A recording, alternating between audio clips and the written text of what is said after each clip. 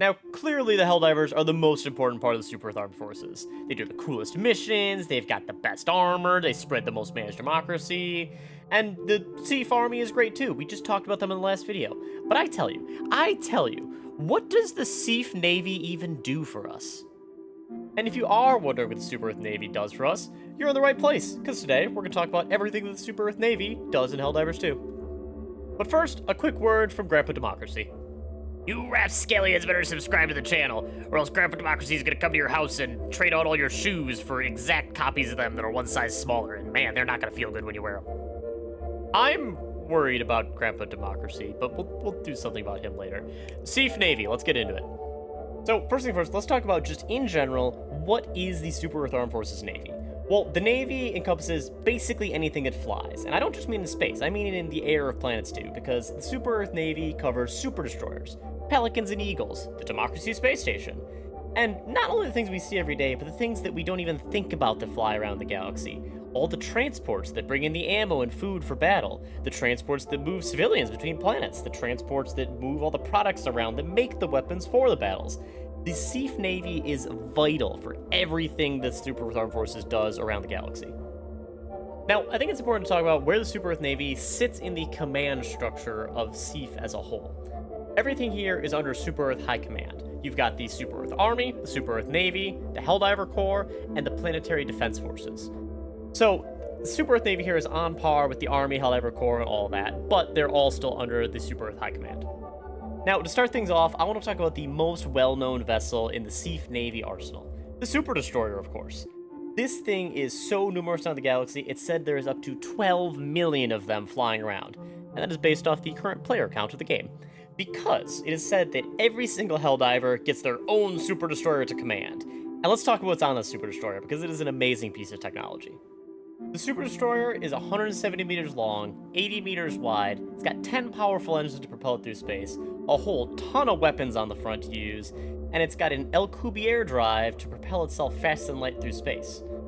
But the most important part of the Super Destroyer is the fact that it delivers Helldivers to the battlefield, and it uses everything else it has to offer to support those Helldivers down on planets. Now, from that list of stats I just threw at you, there's a couple things I want to dig into a little further that will kind of matter to the rest of the vessels too. I mentioned its size, 170 meters long. That is big, don't get me wrong. I'm short, I'm not 170 meters tall. However, in the grand scheme of things, this is not that big of a ship. If we look at a real ship, a US Navy Nimitz-class aircraft carrier, that is 333 meters long, which is, bigger than a Super Destroyer. So if you think this is an absolutely massive craft, that's not exactly the case. And it's even said that the Liberty-class cruisers that are in the game are much bigger than Super Destroyer. So the Super Destroyer truly fits into the naval description of a destroyer. It's a smaller ship in the grand scheme of things, and it's meant to just have a lot of weapons on it and do damage. It's really not meant to take a lot of hits. This thing may have some armor, but it's not huge. It's not meant to just absorb enemy attacks.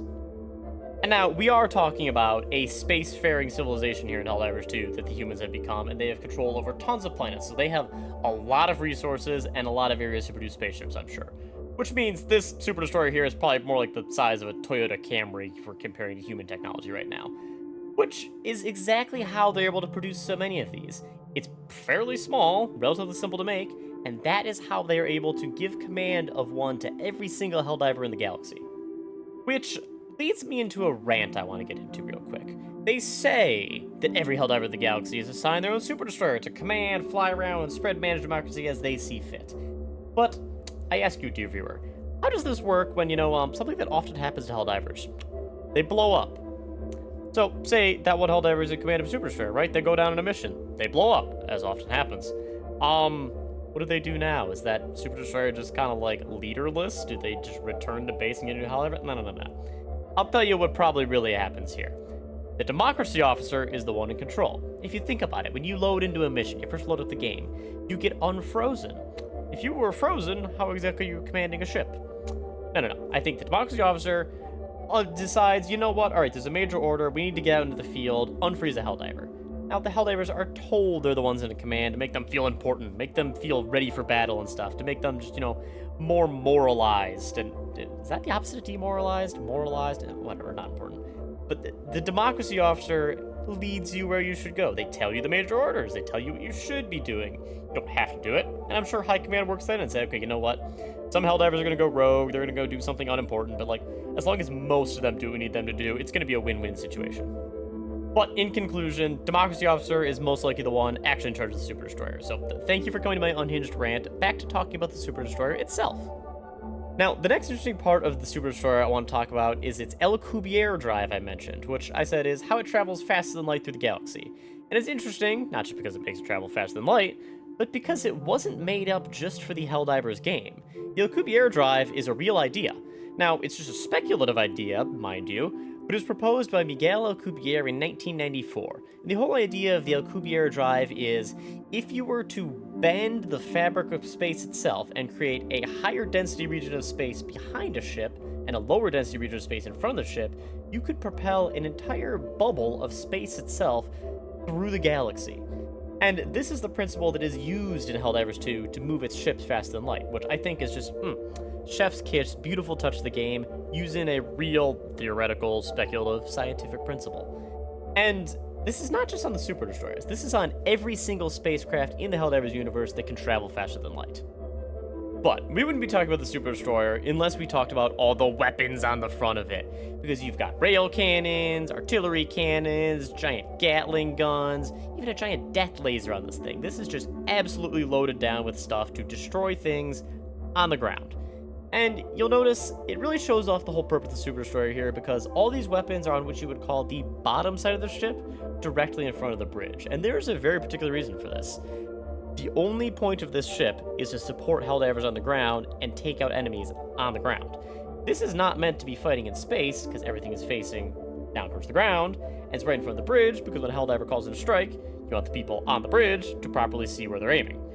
So, the Super Destroyer could probably flip upside down and shoot these into space, but it wouldn't be as effective. To have a space battling ship, you'd want them positioned all over, so like if something flanks around, you don't have to turn the entire ship slowly to be able to use it. You want some more variety around. This is a very purpose-built craft to support troops on the ground. Another point of the Super Destroyer that really proves its ground support role is the hangar bays on it, because this thing carries around the Eagles and Pelicans that assist Helldivers on the ground. This delivers the Eagles that also in turn deliver the 500 kilogram bombs. And this brings down the Pelicans to extract Helldivers off the planets. They are carried in the Super Destroyer here. Since these craft are too small to have their own Alcubierre drives, they have to be carried in a ship like this. And this is probably most effective because they can be floating above a single mission. You don't need to send in a whole ton of Eagles, you only need a couple. And it looks like, if you look on the one side of the Super Destroyer here, you can see 3 hangar bays, and there's probably 3 on the other side, so probably means it holds maybe 3 Pelicans, 3 Eagles, call it 3 even, I don't know, in case a couple get taken out in battle or something. And actually, I think that's a fantastic transition point, because we've talked enough about the Super Destroyer. Let's talk about the next part of the Super Earth Navy, the Pelicans and Eagles and bombers that we have not seen in use yet. Now, these smaller ones here are what I'm going to call aircraft, because they typically operate in the atmosphere of a planet. They're not really meant to fight in space. I'm sure they must, because they come out of the Super Destroyers and whatnot, so they have to at least fly through space for a little bit, but they're so small, they don't have their own Alcubierre drives, they can't travel fast and light on their own, they need to be carried by something larger, and they're meant to focus on the planet they are fighting on. Now, the first one I want to talk about here is the Eagle. The Eagle here is meant to be a ground attack aircraft that supports the Helldivers and the S.E.A.F army on the ground. And if we take a look at it real quick, I want to make a comparison that you'll never be able to unsee. The Eagle here looks very similar to the A-10 Thunderbolts, or better known as the Warthog. Put them side by side, you got the 2 large engines mounted right behind the cockpit, you've got the big Gatling gun in the front, it can hold a whole mountain of missiles and bombs on the outside. And these Eagles here are purpose-built for supporting the Helldivers on the ground. They're fast, so they can get in and out quickly. If a Helldiver calls them in, they can get to where they need to be very fast, drop off whatever stratagem they need, and then get out of there. But also, they're built to be very easily reloadable. Because you notice in a mission, if you use up too many stratagems, like you call in your 500 kilogram bomb, the Eagle's got to go back and rearm. It's quick enough that it can get back to the ship in only a couple minutes, slap some more things on it, and get right back into the fight. So this ship was likely purposefully built for Helldivers to use and to be able to get back into the fight as quickly as possible when it's rearmed. Now the next smaller aircraft I want to talk about here is the Pelicans. And I don't just say one Pelican, because there's actually multiple Pelican variants. If you didn't realize, there is a person transporting Pelican, which picks you up at the end of the missions and get the Helldivers out of there, as well as some of the civilian transport missions. They load the civilians into Pelicans and fly them out of there. You've also got a cargo transporting version of the Pelican, which is the one you see that brings in the exosuits, vehicles, and other large things that just cannot be dropped by a Hellpod. But you even have a third variant of the Pelican, which is the Element 710 carrying Pelican. This one here is for the Element 710 gathering missions, and it flies in and sucks up Element 710 into a large tank on the bottom of it. But at the end of the day, the Pelican here is truly meant as a transport aircraft. The whole purpose of the Pelican is either to bring things down onto the planet or carry things back up off of the planet. And the Pelican has a very cool design, because its most important feature is its engines. This thing can take off and land vertically into very small areas on the battlefield. And its engines will tilt and have it fly away like a normal aircraft, which I would like to interject and say has some real-life inspiration, the V-22 Osprey. Take a look at the rotors that flip around, and it can fly straight, and it can also take off and land vertically. I'd say this is a little bit of inspiration for the Pelican here. But that's not the only thing the Pelican has. The Pelican also has a 30mm cannon on the front of it to deal with enemies that are being difficult in allowing it to land. But I mentioned there is a third aircraft in the Super Earth Navy's arsenal. And we haven't seen it flying in missions or actually supporting Helldivers, but we have seen it crashed. Because this is the Super Earth bomber that you pick up the black box from in the Retrieve the Black Box missions. Now, we don't have any specifics about this bomber, what it can carry, how it's used, but we know it's big. Because when you see it crashed on the battlefield, this is a large aircraft, and that is likely why we don't see it on the battlefield yet. This thing is not fitting in a Super Destroyer. It's far too big for that, it cannot fit in the hangar bay. This bomber here is likely dropped off by either the much larger Liberty-class cruisers, or it can only be used from ground-based runways. Maybe it needs a long distance it needs to take off from, and it can't actually operate in space, something like that, who knows. And it's only dropped off by a large cargo aircraft or something that operates from the ground. We don't know much about these yet. All we know for certain is it's called the Bomber, and a speculative name for it is the BT-1317, because that's what you see on the side here listed in the picture. And it most likely drops bombs. Now, what kind of bombs, you may ask? Well, it may drop much larger things that we don't have access to as a Helldiver, like big nuclear bombs or something. Or it just drops a lot of bombs. Like, the Eagle can fit one 500-kilogram bomb. This thing can probably hold like 40 of them. It's just looking at the cockpit, saying this is a single-pilot aircraft. Look how tiny that cockpit looks when you compare it to the Eagle. If we say the cockpit's around the same size, this thing is massive compared to the Eagle. Now, like I said, this is more a speculative member of the Navy, because we don't see it operating in the battlefield, but I hope we do one day. I hope we get a stratagem to call in, like, a heavy bombing run or something, and it's only, like, it's got a super long cooldown or something like that. Or maybe this is a special mission type where you need to set up some flares to call in a big bombing run to destroy a giant factory or something like that. But I do hope eventually we see this thing operating in the skies, and not just as a crashed aircraft on the ground in the, like, Retrieve the Intel mission. Now, as I just mentioned, the Liberty-class cruiser, that is the next ship in the Super Earth Navy I want to talk about. And unfortunately, we don't know a lot of solid information on the Liberty-class cruiser, and we only get hints here and there, random characters mentioning, yeah, the Liberty-class cruisers are big, yada yada yada. But we don't know anything solid. At least with the bomber, we have crash versions on the ground we can look at and go, oh, yep, there it is. We know nothing about the cruiser. We have no solid intel on it. But I'm here to speculate. The Liberty-class cruiser is likely larger than the destroyer. So we look at typical ship terminology of past and present day. A cruiser is larger than a destroyer. It's meant to carry larger weapons, take more hits from enemies, and be able to stay in a fight longer than a destroyer. So I think the Liberty-class cruiser in space serves a very similar role. This likely has much larger cannons on it, like how, the Super Destroyer has, like, some big artillery cannons, but no. This thing probably has, like, triple the size guns on it that it uses to take out other spacecraft. That's because I think the main role of the Liberty-class cruiser is the one that does the space fighting.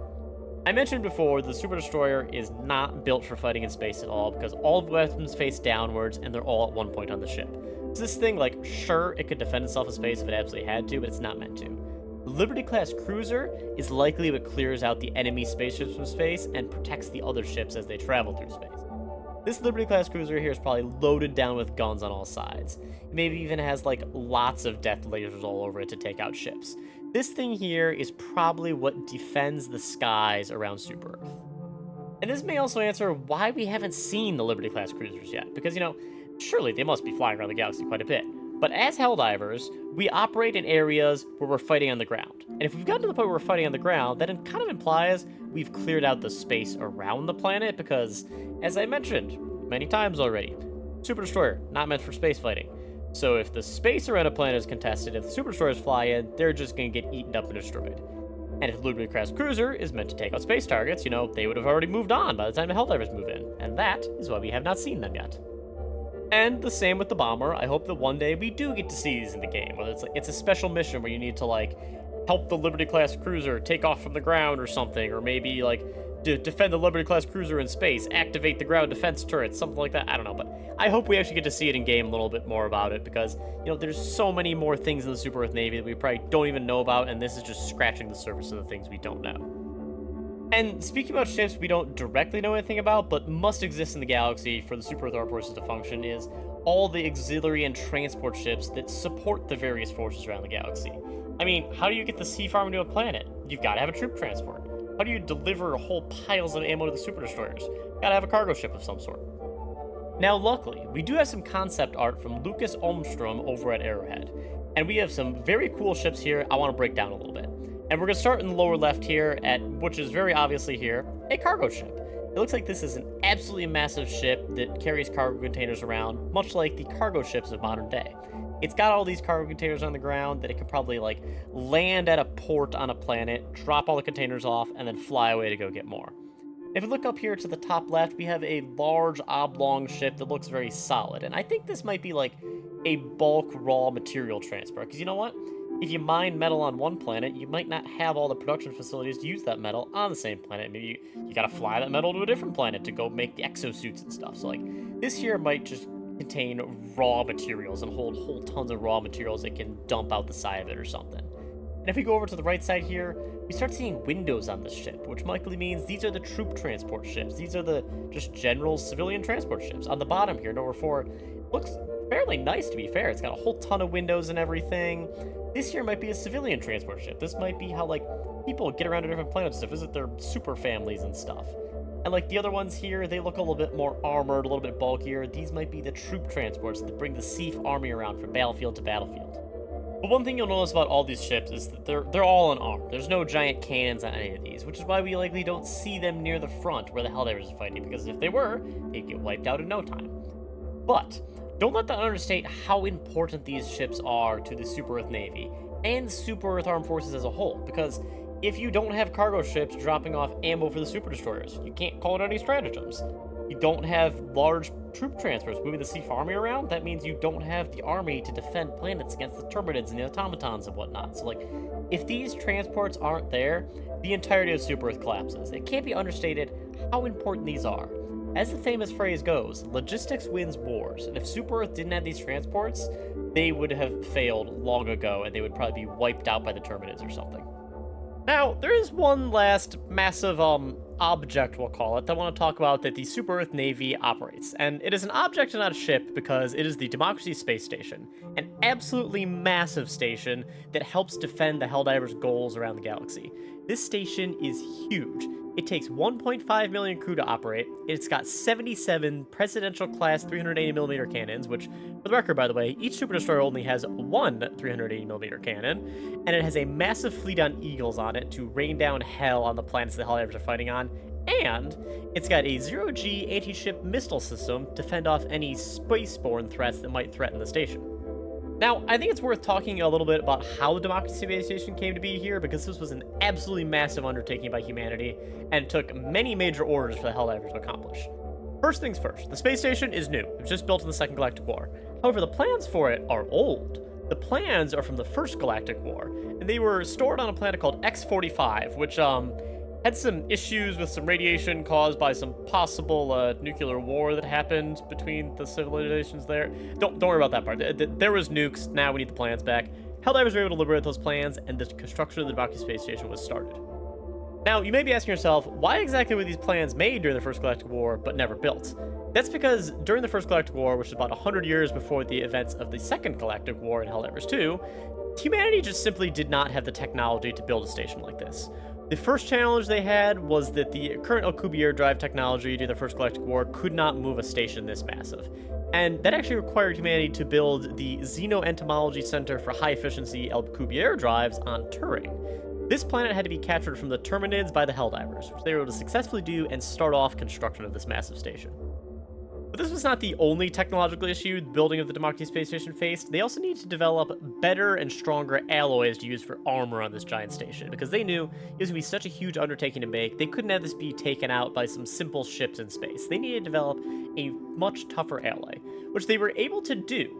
And they determined, actually, that the planet of Calorail that was under automaton control had significant quantities of material that could make this alloy, and if they could take it, they could create something they called the Deep Mantle Forge to just pump out alloy to use for this space station, which the Helldivers were able to take successfully.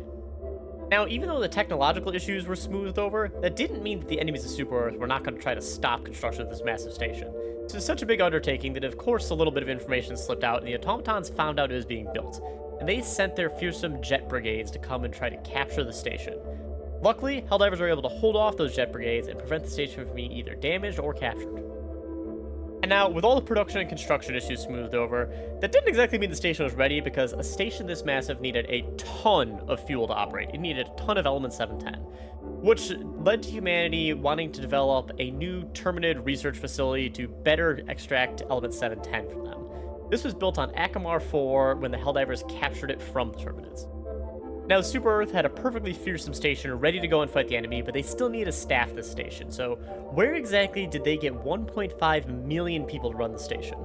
Now, the Empire of Super-Earth is massive, and they have tons of citizens based on, how many Helldivers are constantly falling onto planets and blowing up. But for this specific issue, they need to get 1.5 million people, and fast. Luckily, or maybe unluckily, the planets of Terek, Sirius, and Angel's Venture were being invaded by Terminids. They decided to offer to the citizens, hey, yeah, we'll get you off planet if you come work on our giant space station. And pretty quick, 1.5 million people agreed to that deal to get away from the bugs. And with that, everything was finally resolved and the station was ready to go into battle. At this point, the station was activated and was ready for use against the enemies of Super-Earth. Now, how is the station used exactly? It's interesting. So the station must be under command of some sort of captain of the Super-Earth Navy, but they listen to Helldivers because the entire Helldiver community is polled on where they should send the Democracy Space Station, which leads to some very interesting ideas here. Now, for in-game reasons, this is done so that the community of Helldivers 2 can pick where to send the Democracy Space Station as they best see fit for, gameplay reasons. But how exactly does this fit into the lore of the Helldivers universe? Because why would a high-power, very high-level captain or even admiral of the Super-Earth Navy listen to individual Helldivers from around the galaxy? As I mentioned earlier, that I don't think even the individual super destroyers are actually piloted by the Helldivers. They're piloted by the Democracy Officer. So what's going on here? Why are they listening to Helldivers? I don't think that's actually the case. I think, again, this is another case where they say, yeah, the Helldivers, you really have the say in what's going on in the universe. And really, I think the captain of the Democracy Space Station is polling all of the Democracy officers that are on the Super Destroyers. Because, the Democracy Space Station is sitting in one location in space, and it doesn't get a full picture of what's going on around the galaxy. So when it says, all right, where do we need to move mass? Where's the most important place for us to be? They can reach out to the Democracy officers that are on the ground. I mean, not literally, they're in space, but they're on the planets. They're seeing the fight. They're seeing where this Democracy Space Station can be best used. So I think, again, the Admiral of the Democracy Space Station is not listening to Helldivers. They're listening to the Democracy officers on the Super Destroyers on where they're best needed. So that wraps up just about every ship in the Super-Earth Navy and how they're all used. But there is one other quick thing I want to talk about that's pure speculation, really. I bet there's got to be some sort of recon ship that the Super-Earth Navy uses. We see all these planets around the galaxy map, and they must have been identified somehow. So I imagine that the Super-Earth Navy operates some sort of small recon ship that can fly very fast. It has an awesome Alcubierre drive and maybe some sort of stealthing technology so it can scout out around, find new planets to invade, colonize, and see what the enemy is up to. There must be some sort of craft like this. It may look something like this, which is I just picked a random shuttle from EVE Online. Who knows? It doesn't need to be big, but that's one that's just pure speculation, but there must be something like that around the galaxy. And I think that about covers everything you'll need to know about the Super-Earth Navy. So, thank you for watching. Hopefully you enjoyed and you learned something. And if you did, I'd love if you have a like down below. Consider commenting on the video if you have something interesting to say about it. And consider subscribing to the channel if you want to see more videos like this. Thanks, and I'll see you next time.